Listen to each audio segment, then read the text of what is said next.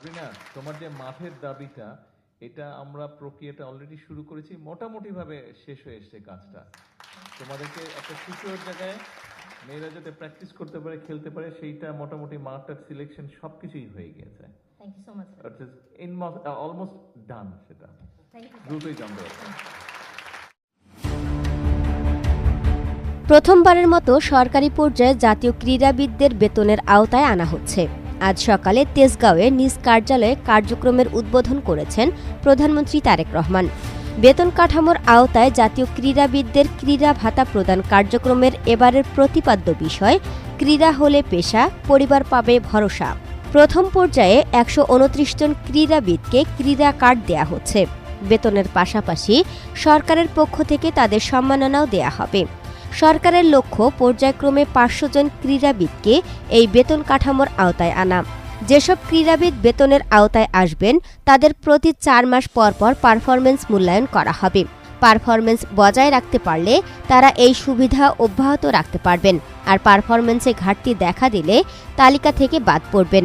সবার জন্য সমান বেতন নির্ধারণ করা হলেও এর পরিমাণ এখনও ঘোষণা করা হয়নি। এ ঘোষণা প্রধানমন্ত্রীর জন্য সংরক্ষিত রাখা হয়েছে। অনুষ্ঠানে সরকারের পদস্থ কর্মকর্তারা, বিশিষ্ট ক্রীড়া ব্যক্তিত্ব এবং জাতীয় পর্যায়ের ক্রীড়াবিদরা উপস্থিত ছিলেন। আগামী ৩০ এপ্রিল নতুন কুড়ির আদলে নতুন কুড়ি স্পোর্টস চালু হবে সিলেট থেকে।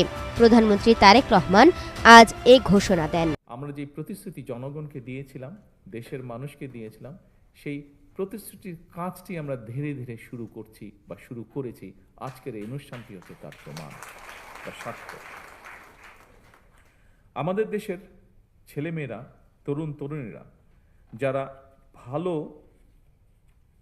খেলায় যারা ভালো করবেন, যারা যে খেলায় আনন্দ পাবেন, তারা যাতে তাদের পছন্দের সেই খেলাটিকে পেশা হিসাবে গ্রহণ করতে পারেন, পেশা হিসাবে নিতে পারেন, মনোযোগ দিয়ে, মনের আনন্দ দিয়ে যাতে গড়ে তুলতে পারেন একজন খেলোয়াড় হিসাবে নিজেকে।